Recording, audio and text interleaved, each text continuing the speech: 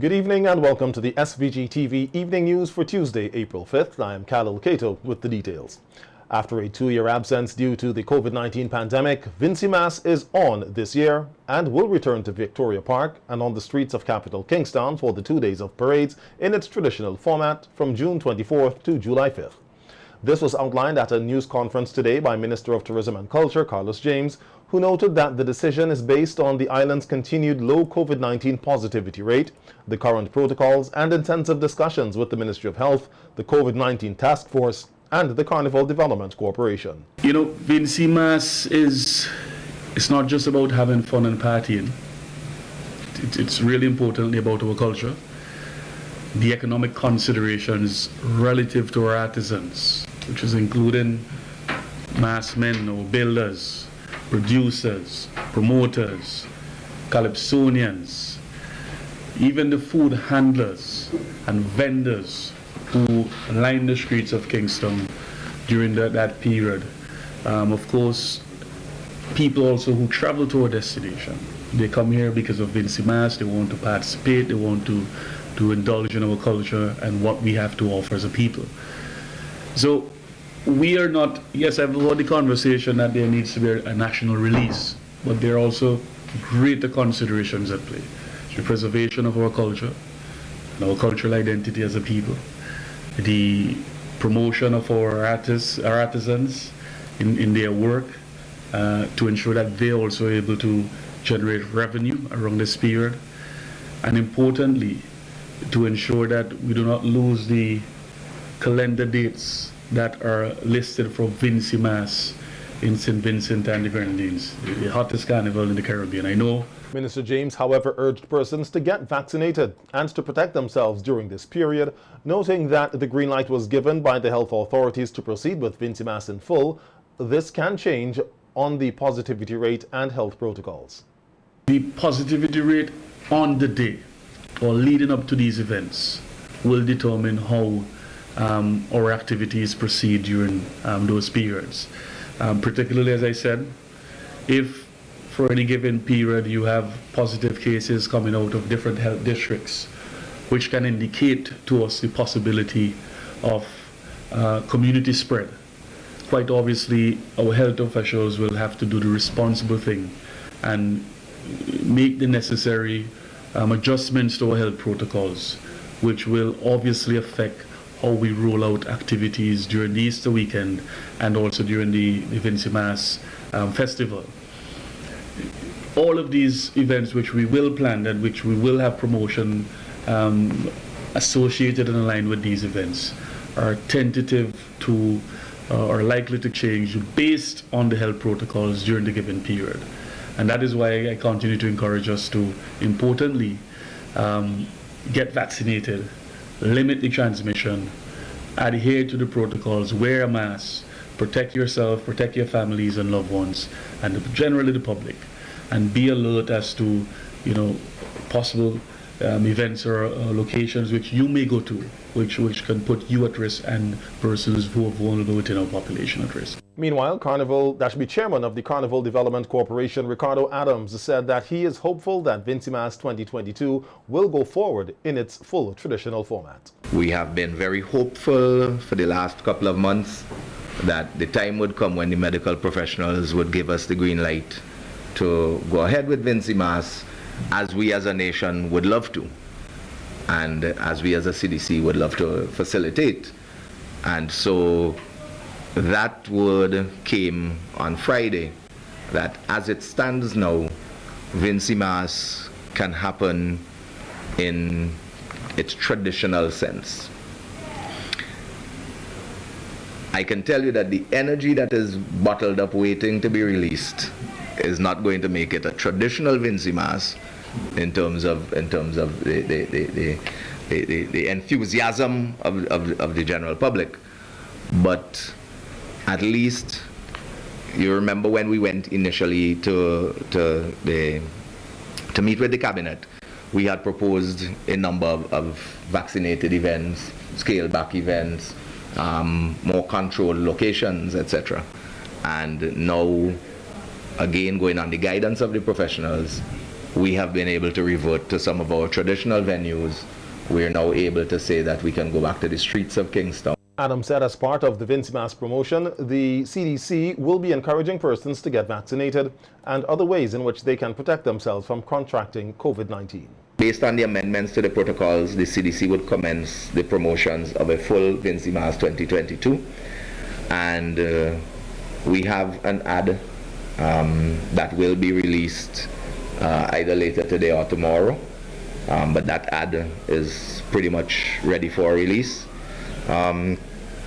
Secondly, during our promotions of Vinci-Mass, we would still encourage persons to follow sensible protocols. So in crowded areas where you may feel that there's an opportunity for spread, should there be any COVID infected persons in that area, please continue to social distance, please continue to wear your mask, please continue to wash your hands. Just as you would if you got into a room and there was anybody who had a bad case of the flu and they were sneezing, and you would exercise certain sensible protocols. So we implore you to continue to do that. After years of no Beckway Easter Regatta due to the COVID-19 pandemic and eruptions of the La Soufrière volcano last year, for the upcoming Easter holiday weekend, Minister James says the Ministry of Health has also given the green light for the hosting of the Beckway Easter Regatta. The weekend, the Beckway Easter Regatta is on, though in a very limited way because of the time constraints. The organizers on Beckway wanted to have an event this year, and we have encouraged them to also participate in onshore and offshore activities, but in a very limited way due to the constraints due to the COVID-19 pandemic, but also the short period of time in which, based on the protocols which have been relaxed to allow for full-on events in St. Vincent and the Grenadines. The Union Island Easterville activities will also be taking place. Encouraging support for these activities, Minister James said it is important that persons adhere to the protocols and have clean, safe fun. Adhere to the protocols, very importantly, because though these two events are scheduled to take place over the Easter weekend, and quite a number of activities, I know on the weekend coming, there's the expected launch of the Easterville on Union, and of course the Beckway Regatta, they've also planned a number of activities. What transpires post-Easter would really determine the direction we go as it relates to our premier festival, Vinci-Mass. So we continue to emphasize and continue to encourage persons to adhere to the protocols, get vaccinated, protect yourself, reduce transmission rates, and be mindful that sometimes even though we are going out to have, enjoy the activities and the festivities, there are vulnerable people among us in our population who are at home, who sometimes when we leave and we go out on a normal day to some of these activities, we are returning home to persons who are vulnerable, who have underlying health conditions. And we must always take that into consideration, into account, when we participate in the activities that are likely to take place over the Easter weekend and also leading up to the carnival period of June, July. Approximately 18 school bands from across SVG showcased their talent last Saturday at the Victoria Park under the theme Bring It. The Carnival Development Corporation, the Ministry of Education and the Ministry of Culture partnered this year with the SVG Teachers Cooperative Credit Union to host the National School Bands Showcase. Delivering the opening remarks at the event was Chairman of the Carnival Development Corporation, Ricardo Adams, who said that he was ecstatic to be able to once again witness a crowded event outdoors with reduced protocols. Adams said the CDC stands on the belief that investing in the youth is a sure way in securing the various creative art forms. Victoria Park, we outside. I am so thrilled that we can present to a full house with the reduced protocols today. I truly hope that it is the beginning of the road back for our creative sector. We as a CDC have always believed that any investment in our people and our culture must have a focus on the investment in our youth, as that is the means by which we can ensure the long-term sustainability of our various art forms. Minister of Tourism and Culture Carlos James also expressed how great it felt to host the showcase after it was halted by the pandemic for the past 2 years. Happy to be here in Victoria Park, and it feels so nostalgic because just a few years ago we had to halt all type of activities within this stadium. The COVID-19 pandemic has brought an immense challenge to all of us, and in particularly in our creative space, among our cultural artists and those persons who are participating, those students in this year's school's activity, has prevented us from really taking advantage of all of the available talents and harnessing the talents among our youth. I am indeed particularly pleased that we are able to host today's activity, but importantly, I am happy for the students who are able to come here, showcase their talent, build on their hard work, and of course improve on their work as cultural enthusiasts. Showcase ended with a high flow of adrenaline rushing through the veins of the performers and the viewing audience alike, as everyone relished the moment of finally being outside again. In other news, Prime Minister Dr. Ralph Gonsalves on radio on Sunday noted that at least one Vincentian studying in Russia has shown interest in returning home. PM Gonsalves said that he has seen a document suggesting this. We have had students and have students today, as Kisal said, at countries all over the world. In fact, we have in Russia. On Friday, Kisal, I saw my permanent secretary gave me a communication which suggested a student in Russia may be interested in coming home. So I gave instructions to find out what are the circumstances and everything. Okay. But up to that point, we have had no queries, no problems, and as you rightly said, the issue is how people could receive some monies now. Because of the sanctions, they're out of the SWIFT system. But as you correctly said, we're trying to work out with the Russian ambassador in Guyana, who is responsible for Russian relations with St. Vincent and the Grenadines. PM Gonsalves also spoke about his letter to Russian President Vladimir Putin, of which he has since received a response. He noted that SVG was not being soft with Russia, but decided not to be in anyone's choir. Seeking always peace, security, and prosperity for all. And if you notice in my letter to President Putin, remember that letter was written on the 24th. Doesn't it appear now prescient? I said in that letter to President Putin, I said, look, we understand what you're articulating about your security concerns. We understand too about what you're talking about, your perspective on the Donbass region. But your stance on those things, taken at its highest in your favor, still cannot justify driving a horse and chariot, metaphorically, to the Charter of the United Nations. And we explained what are the principles which have been offended. And we called for a cessation of hostilities, and we called for going to the negotiating table and to give peace a chance. Well, they're at the negotiating table now, you know. And police here are investigating the circumstances surrounding a fatal accident that occurred on Saturday, which left Ornico Burke, a 30-year-old port officer of Canaan, dead. Police say that at about 8 a.m., or that should be 8:45 a.m. on Saturday, officers from the Caliacua police station responded to a report of an accident along the Fountain Public Road involving a motor vehicle PW190, a blue car owned and driven by Burke. Upon arrival at the scene, the responding officers observed the victim's body appeared to be motionless. He was later pronounced dead by the district medical officer. The scene was processed by the police and measurements taken. Preliminary investigations revealed that Burke was traveling towards the Arnesville roundabout when he lost control of the vehicle and ran off the road. The police say the investigations into the incident are ongoing.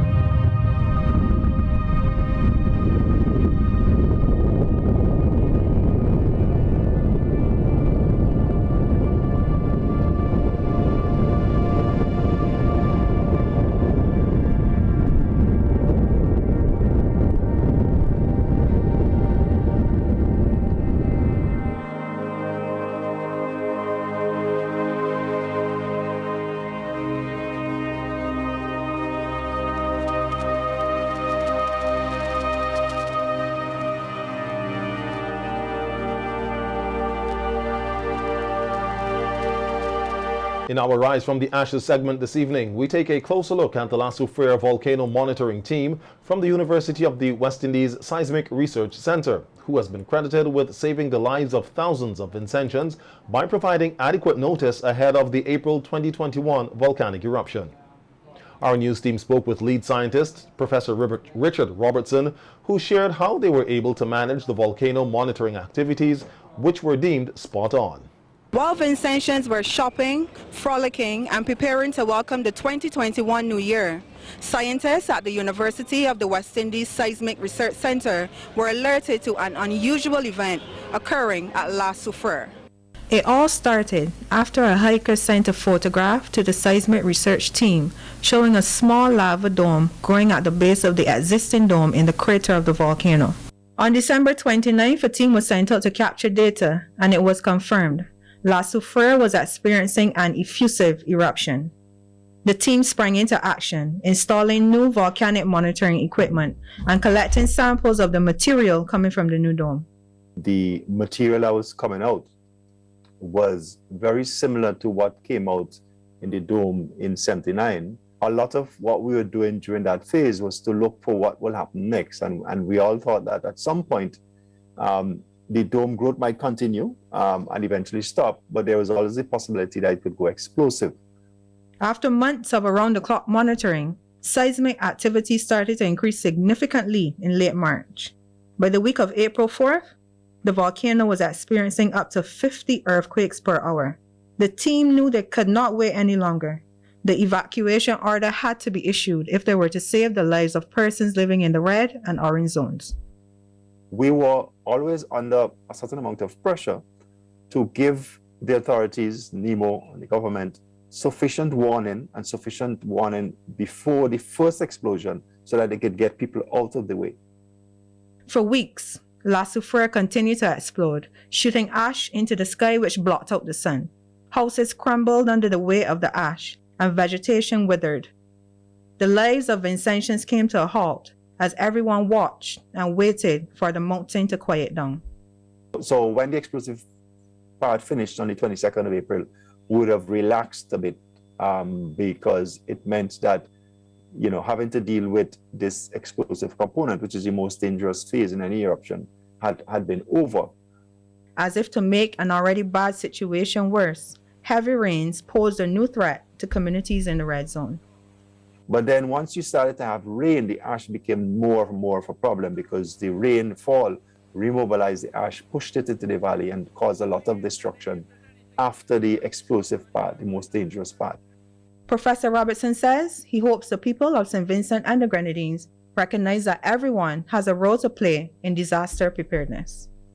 It's good that we could hold up some people as models, we could see and we could recognize the efforts of Seismic, of myself and others who have NEMO, Ms. Forbes, all those who have made effort in this thing. I think it's good that we recognize that. But I would push it back to the people and say that you need to recognize also that you have a role to play, a very important role to play in terms of making sure that St. Vincent and the Grenadines can deal with this volcanic hazard in a way that sustains life and sustains livelihoods.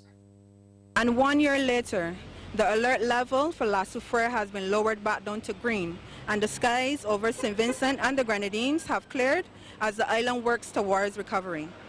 The workload on the seismic research team has decreased significantly, but one thing is certain: they will continue to keep a close eye on La Soufrière in anticipation of the next volcanic eruption. Reporting for SVG-TV News, Christina Smith. Vincentians here at home, especially those in the red and orange zones, have been sharing their experiences before, during, and after the series of explosive eruptions of the volcano. Our news team recently paid a visit to the red zone to get insight on how life has been for residents since they have moved back home after spending months in private or government-operated shelters. Here's more. As we approach a one-year mark of the series of explosive eruptions from La Soufrière volcano, residents of some of the communities within the red zone are still trying to regain some sort of normalcy. During our recent visit to the area, residents were seen working from their homes trying to provide for themselves and their families in whichever way possible. Some residents also expressed how heartbroken they were upon returning home, as not only were their homes filled with ash and other debris, but there were also numerous cases of break-ins. Well, Well, for me, it was a bit unfitted knowing that I have to come back home to clean, which my home was very in an unmannerly way, as in the dots and so forth that we had was to get rid of, and some of the things that was misplaced, as in people came into the home, took stuff that wasn't theirs, and I had was to get them back. So being a part where I have to clean, plus having my kids to focus on trying to get clean water for them and so forth, it was a bit too much, but still I managed to do it. You have to run, and when you run, some people are advantage your house and where you got. Break your place and go in and take out where you got. And they go in and my sister live in the house. There's somebody going, even by the text of yam, so and so on.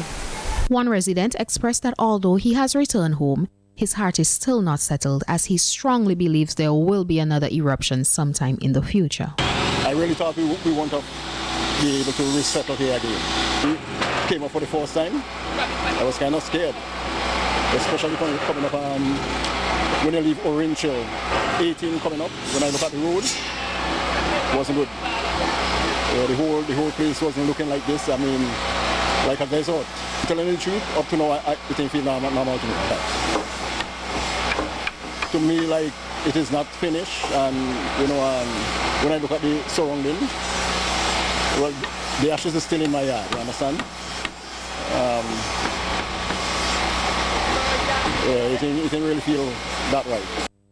Although we observe residents trying to carry on with life, there's still much noticeable work that needs to be done in rebuilding and removing ash and other debris from the homes. Many villagers in the Sanda Bay area said that there needs to be more done in assisting them in getting them back on their feet. All of it. So, yeah. As it does give us a little farmers money, but sometimes they hold back a little bit so.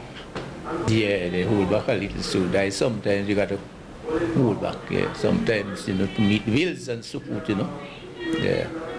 So otherwise than that, things will take time to get right back to normalcy as how it was before. But for me, it's good.